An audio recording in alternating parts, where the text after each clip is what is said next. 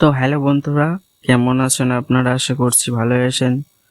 আমি মীর আপনাদের সাথে, আর আপনারা শুনছেন রহস্যময় বাংলা। তো বন্ধুরা, আজকের গল্প আমাদের গ্রামের এক পুরনো মাটির ঘরের রহস্যময় ডায়েরি নিয়ে। এই ডায়েরির ইতিহাসে লুকিয়ে আছে জমিদারের এক অশুভ অধ্যায়, যা আজও সেই ঘরের পরিবেশকে আতঙ্কিত করে রাখে।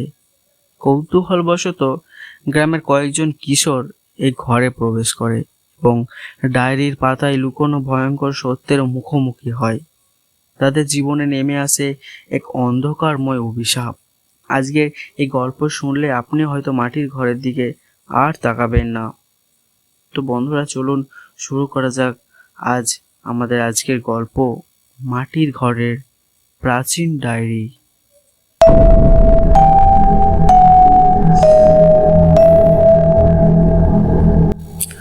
গল্পটি শুরু হয় বাংলার এক প্রত্যন্ত গ্রামের বর্ণনা দিয়ে।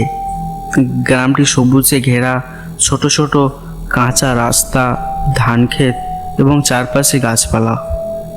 গ্রামের মানুষজন সরল, তাদের জীবনের মূল কেন্দ্র কৃষি এবং ছোটোখাটো ব্যবসা। গ্রামে একটি পুরনো মাটির ঘর আছে, যা বহু বছর ধরে পরিত্যক্ত। গ্রামের প্রবীণরা বলেন, একসময় এই ঘরে গ্রামের সবচেয়ে প্রভাবশালী জমিদার বসবাস করতেন। তিনি তার রহস্যময় মৃত্যু এবং তার পরিবারের অদ্ভুতভাবে নিখোঁজ হয়ে যাওয়ার পর থেকে ঘরটি ভাঙা অবস্থায় পড়ে আছে। ঘরটির চারপাশে বিভিন্ন কুসংস্কার ছড়িয়ে পড়েছে। গ্রামের মানুষজন বলেন, এই ঘরে রাতের বেলা অদ্ভুত আওয়াজ শোনা যায়, কেউ সাহস করে রাতে সেখানে যেতে চায় না। গ্রামের একটি অন্ধকারময় আভা তৈরি হয়েছে এই মাটির ঘরটিকে ঘিরে। কয়েকজন কিশোর, রানা, মিলন, আরিফ এবং বকুল, গ্রামের কুসংস্কারে এরা বিশ্বাস করতো না। তারা মজার ছলে ঘরে ঢোকার সিদ্ধান্ত নেয়। তারা বিকেলবেলা ওই ঘরে ঢোকে, চারপাশে ধুলোয় ঢাকা এবং মাকড়সার জালে ভরা। হঠাৎ বকুল একটি পুরনো ডায়েরি খুঁজে পায়।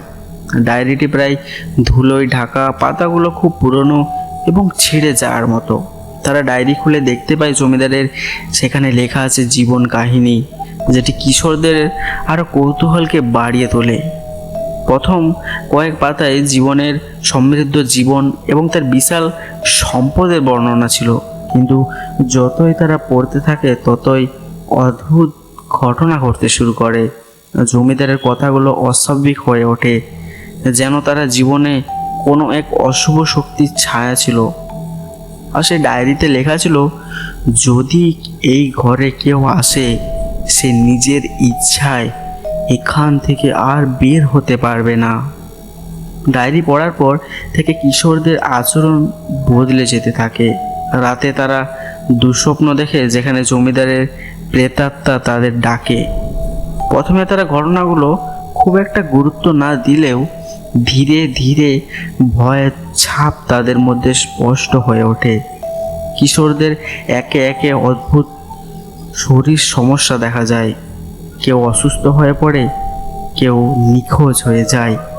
গ্রামের মানুষ এসব দেখে উদ্বিগ্ন হয়ে ওঠে। গ্রামের লোকেরা বিশ্বাস করতে শুরু করে যে ডায়েরি কোনো প্রাচীন অভিশাপ বহন করছে। তারা মনে করতে শুরু করে জমিদার তার মৃত্যুর আগে একটি ভয়ঙ্কর অভিশাপ রেখে গিয়েছিলেন, যা এখন ধীরে ধীরে গ্রামের ওপর ছড়িয়ে পড়ছে। ডায়েরির পাতাগুলো পড়ার মাধ্যমে কিশোররা জমিদারের ভয়াবহ অতীত আবিষ্কার করে। জমিদার একসময়ে গ্রামের মানুষদের ওপর প্রচুর অত্যাচার করত এবং তার অপ্রীত লোভের কারণে নিজের পরিবারের ওপরও সে অত্যাচার করত। কথায় আছে, তার মৃত্যুর পর তার আত্মা এই মাটির ঘরে আটকে ছিল, কারণ সে তার অপরাধের শাস্তি পায়নি। ডায়েরির শেষ পাতায় লেখা ছিল, যে কেউ এই ঘরে আসবে সে আমার মতোই অমর হয়ে যাবে, কিন্তু তাকে দুঃখে আর ভয়ে বাঁচতে হবে। জমিদারের আত্মা যেন কিশোরদেরও ধীরে ধীরে নিজের দুঃখের অংশ বানিয়েছিল। কিশোরদের জীবন ধ্বংস হতে শুরু করে। তারা একে একে অদৃশ্য হতে থাকে এবং গ্রাম জুড়ে আতঙ্ক ছড়িয়ে পড়ে। গ্রামবাসী বুঝতে পারে যে ওই ডায়েরি এবং মাটির ঘরের সঙ্গে অশুভ কিছু ঘটছে। তারা গ্রামের পুরনো পণ্ডিতের পরামর্শ নেন, যিনি বলেন গ্রামের অভিশাপ থামাতে হলে সেটি ধ্বংস করতে হবে। কিন্তু ডায়েরিটি ধ্বংস করার সময় এমন কিছু ভয়াবহ ঘটনা ঘটে। গ্রামের মানুষ রাতের বেলায় ঘরটির সামনে জড়ো হয় এবং ঘর থেকে এক ভৌতিক আলোর ঝলকানি দেখা যায়। ডায়েরিটি পুড়িয়ে ফেলার সময় জমিদারের আত্মা যেন সমস্ত গ্রামকে অভিশাপ দিতে চায়। ঘরের ভেতরে থাকা কিশোরদের আত্মা তো মুক্ত হয়, কিন্তু জমিদারের আত্মা সে ভয়ঙ্কর রাতে পুরো গ্রামকে তীব্র ভয়ে ঢেকে রাখে।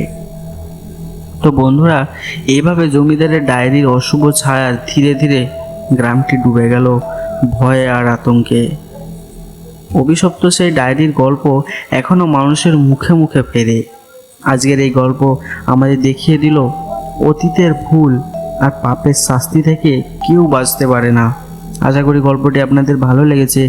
যদি এমন ছোট ভৌতিক গল্প শুনতে চান তাহলে আমাদের চ্যানেলটি সাবস্ক্রাইব করতে ভুলবেন না এবং নতুন নতুন গল্পের আপডেট পেতে সাথেই থাকুন।